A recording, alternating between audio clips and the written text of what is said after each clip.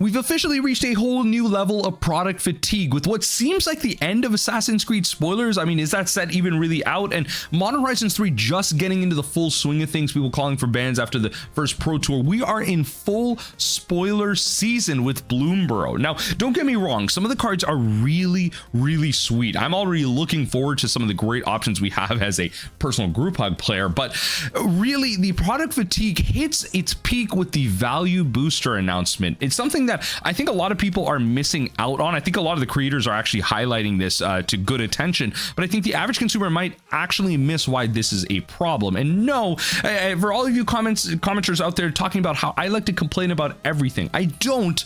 But when I do make a good video about something, y'all ain't clicking the like button. So if you do like a video like this, then hit the like button. If you're hating on value boosters, you better hit the like button. Let me know what you hate about it. But I'm gonna walk you through a couple of reasons why something like this is a net negative and how calling it a value booster is really misdirection. It's misleading to the casual consumer out there. And this isn't a big announcement. It's literally just one paragraph, right? So very simply, Bloomburrow is a place of big adventures, even bigger dangers, and trials for creatures of all sizes.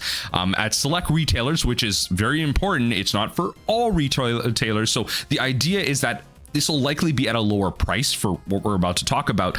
And here, actually, I'll just bring it up here so you can read it. It'll actually be at a lower price, so it'll probably be for the big box like Walmart's.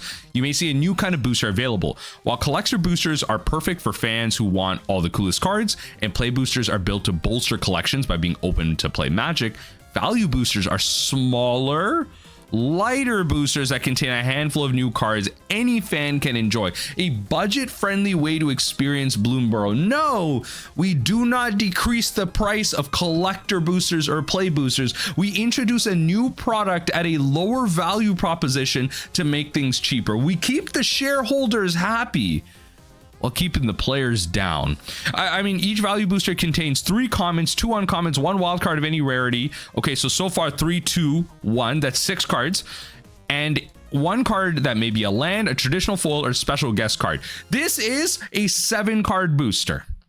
We've been through this already. Nobody wants these. Nobody wants these Aftermath Assassin's Creed style boosters that only have 7 cards in them. No one wants this, even at a reduced price. Why don't we just reduce the cost of play boosters? Of course we know why. It's to keep Hasbro alive. I'm telling you right now, if Wizards of the Coast was not under Hasbro, just think about how much better they could be doing. Think about how much less shareholder pleasing they could be doing because of the profit margins they already generate. We don't need to keep doing this. Like okay, look at this.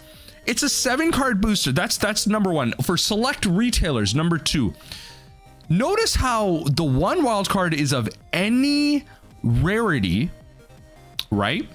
And then the there's 3 commons, 2 uncommons, and then the last card, the 7th card, it could be a land, could be a traditional foil, or it could be a special guest card, which may or may not be a rare. So you have the potential to have 2 rares in your pack. Whoa. Oh, so crazy, insane. I know the value it just skyrocketing. You could open the God pack.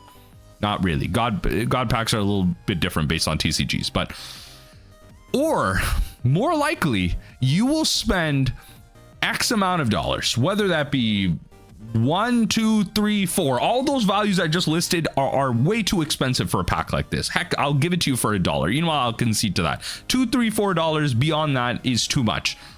For 0 rares. You know those bulk packs that you get at like the dollar store that's like wrapped in plastic and it says Magic the Gathering on it? And I hopefully I have one on the screen right now where they pulled out like all the valuable cards. They put in a bunch of random hodgepodge in there. Maybe you get lucky, you get a popper staple. That's it. That's literally what this is. They are taking the dollar store value packs that they have and they're selling them to you. This is insane. Who's not upset at this? This is so dumb. This is awful. And you know what? I hope this isn't sold at LGSs. I hope this is just stuck to Walmart's, because calling it a value booster is insane. Unless this is priced at $1, which it isn't, because look, they have that awful like like paper packaging on this one. You know how like they get away at like GameStops by like charging you $1 or $2 more just by putting a paper packaging around one booster pack. They're showing you that packaging here, and they have the plastic around it. Like literally packaging this probably costs more than $1 in terms of production. So no, they're not going to charge you $1 for this. This is going to be at some insane price point that honestly is not worth it at all. I mean, this is look, let's just go into what folks are rightfully saying. So shout out to James the Abstract Marcher. You know, they're the one that kind of put me onto this news. I was trying to wind down for the day, and then here I am kind of going through all this news just to see what's going on for this video here. So, you know, shout out to you, James. I think you're right. You know, wildcard of any rarity, not going to give you anything in terms of rares or mythic, likely. So this isn't value at all. So thank you, James, for putting this to my attention. I was then kind of able to look through different tweets, and I think Tim here points this out well with this great goose meme here. Who is this for? Maybe this, you know, people are gonna be like, maybe this product isn't for you. Who is this for? Who is this? Like, this isn't for the enfranchised Magic player. This isn't for the average Magic player. Heck, this is misleading the casual player.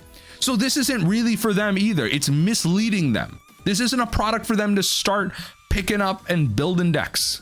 You're not building decks with something like this. What is the point of a value of a booster pack with essentially no rares most of the time? What is the value in this? Like, are we just going to print Comet Storms just in every single pack? Is Comet Storm going to be printed into Oblivion where it's a 1 cent card, a 0.1 cent card, and that is going to be the rare that we get? I don't understand. Like, Tim, you're right. Who is this for? And Saffron Olive, you know, just kind of pointing out, yeah, the wild card where in theory you could get 2 rares, but on average you'll get 0 rares, right? So I don't think, you know, he brings up this interesting point. I didn't really see this in a lot of the comment sections, but I didn't go through a lot of the tweet threads. I kind of just went to the overarching where he says, I don't think they're, you know, they're just trying to get allowance money from kids to get some cash from parents who don't know better. Is the defense of value boosters. Some people think it is. That's who's saying that? That's insane. Are you like literally zoo animal mentality? Like, who is saying this is okay? What do you mean they're trying to grab allowance money from kids? Hello? I know we've reached some type of late staged end of the world capitalism here, but like, holy, like I understand like Magic is a thing hobby. It's a expensive hobby. It's a luxury hobby. But this is crazy. Are people actually saying this as an argument?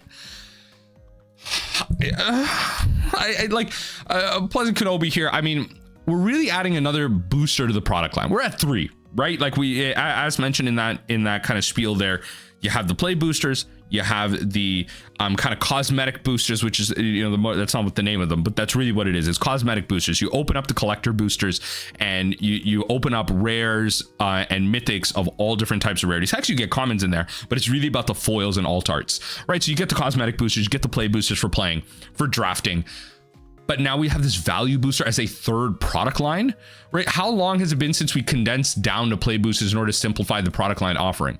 It's been like 4 months. Don't quote me on that. It's been like literally less than a year. I cannot stress this enough, but what the F is this? Like, they're even, I think the worst part to me, like low key, 2 things. You're calling it a value booster again, where like value booster is like kind of dumb. That's not like a thing that happens at all. And then you have something like this, like that paper packaging that they use to justify charging you like $2 more for like 1 pack.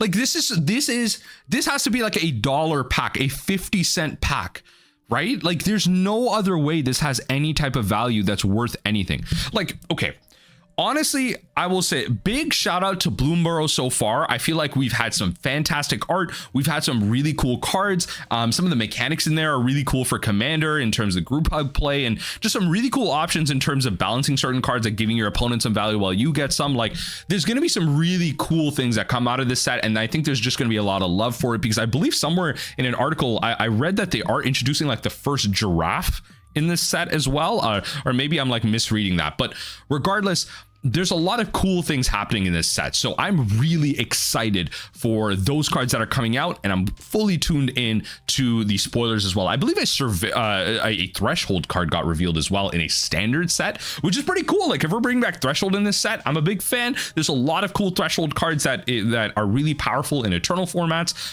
So again, a lot of cool things to be excited about out of Bloomburrow as we're in full spoiler season today, and as of the start of yesterday. But value boosters are just not it. This is a giant mistake.